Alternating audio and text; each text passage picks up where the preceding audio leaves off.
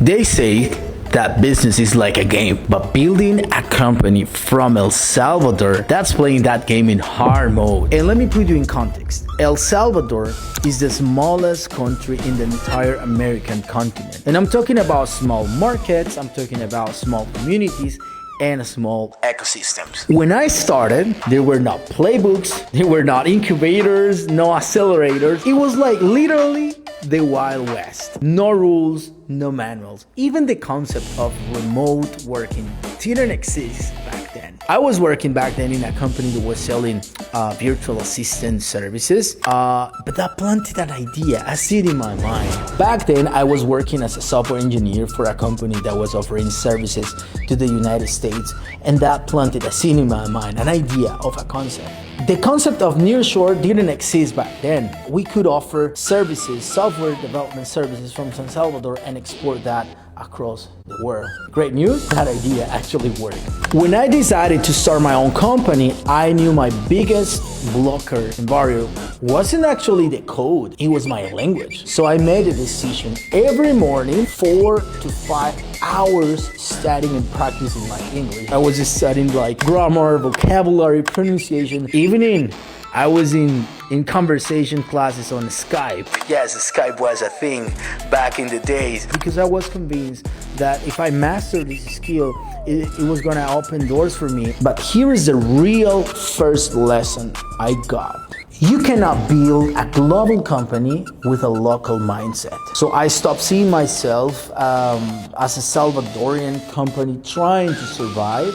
That mental shift changed everything. Within months, we started getting traction, like projects from the US, Brazil, Europe, and I realized that the internet had leveled up the playing field and it didn't matter where you were anymore, only what you were able to deliver. But let's be real, growing from a small country, not easy at all. Access to funding, limited. Mentorship, you have to figure it out yourself. Infrastructure, you have to build it. So here's what I learned. If you want something, you have to build it yourself. And in the process, I developed one of the most valuable superpowers that you can have as an entrepreneur.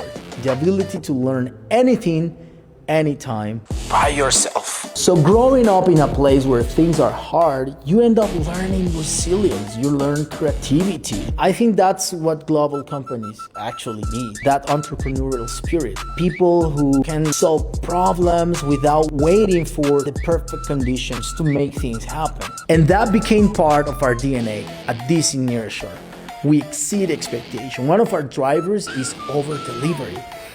Today, we have worked with clients from Silicon Valley to New York, from South America and Brazil to Europe, London. In 2023, I joined Forbes Technology Council, and also we have been named and recognized as top software development firms in the region. People ask me, what's the hardest part about building from a small country? And I always say, it's not the lack of resources, it's the lack of mindset and belief.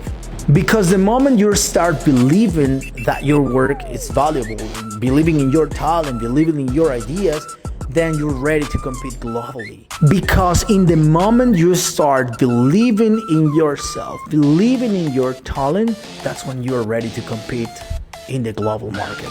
It's not about the size of your country, it's about the size of your vision. So if you're watching this from a small place and wondering if your dreams are too big, remember this. The world needs what you have to offer. It doesn't matter where you are from, what matters is what are you able and will to deliver. Hola, my name is Luis Madrid. I'm CEO and founder of DC Nearshore. We specialize in software development projects and also in staff augmentation services for engineering teams. So if you have a project or you have any need, please follow me and let's have a conversation about it.